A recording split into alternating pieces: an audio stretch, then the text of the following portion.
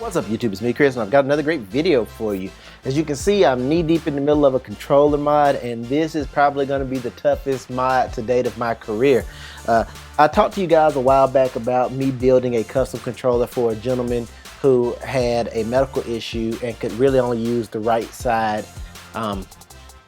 for dexterity, his right hand. He can't really use his left hand that well. So I've decided to try and figure out a way to mod as many parts and pieces as I can, starting with adding additional analogs that will relocate the left analog to the right side.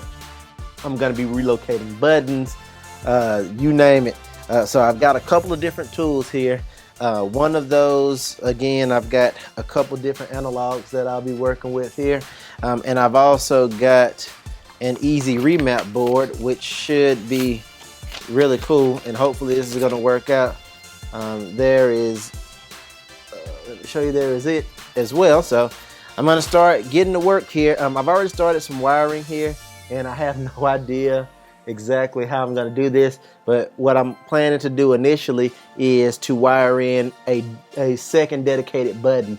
And basically what you have here is, on your standard controller face, you know, this is how you move, run, or walk, or sprint.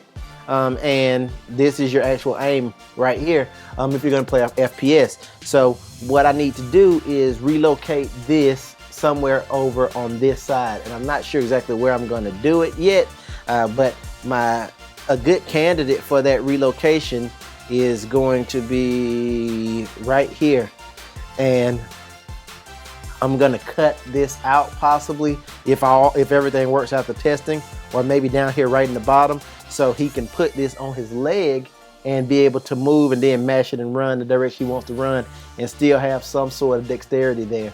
I'm gonna see if that works. I'm thinking this is probably the prime location, but I'll let you guys know. And if it doesn't work, you'll never see this video, but if it does work, we'll move on to phase 2. So phase 1 is adding an additional analog. Phase 2 will be adding the easy remap. Phase 3 or phase 2.5 will be readjusting the actual D-pad over to the back portion. He will not have, I hadn't decided yet. I think I'll probably still go ahead and give him an additional jumping button, but I'm not gonna give him a knifing button on the back because I'm just gonna run out of space. So he's gonna have to maybe dump that. We'll see, because that's already 4, 5, 6 buttons on the back. So that would be a total of 6 buttons plus an analog all on this side. So we'll see how it all works out. Again, hopefully this works and I can show you guys, but honestly I don't know. I'm not going to provide a detailed build log because this is new uncharted territory. This isn't a simple modification, so I'm just going to keep going. I'm not going to have you guys sit here with me the whole time because that would take way too long. So as I get something going, or as I get it to a point that I can work it, I will stop and show you, and that's how I'm going to do this. So hopefully you'll follow along in this video, and it'll run however long it is. So stay tuned. All right, guys, I got some great news. I went in and I tested, and I've wired in a button, and I have the results that I wanted. The goal here is for anybody who sees this controller to think that it's just a standard PlayStation controller, and that's what we want. So I have successfully rerouted the, let me get back in frame, sorry y'all, the left analog to this button right here, and it works perfectly. I just tested it and I'm super excited that it works.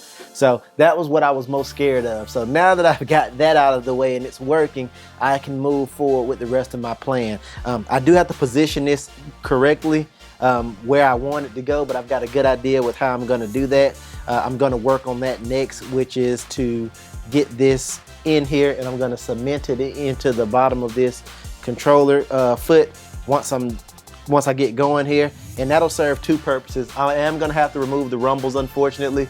So when I remove the rumbles here, let me get back in frame, I will have a button coming out of here and another button right here.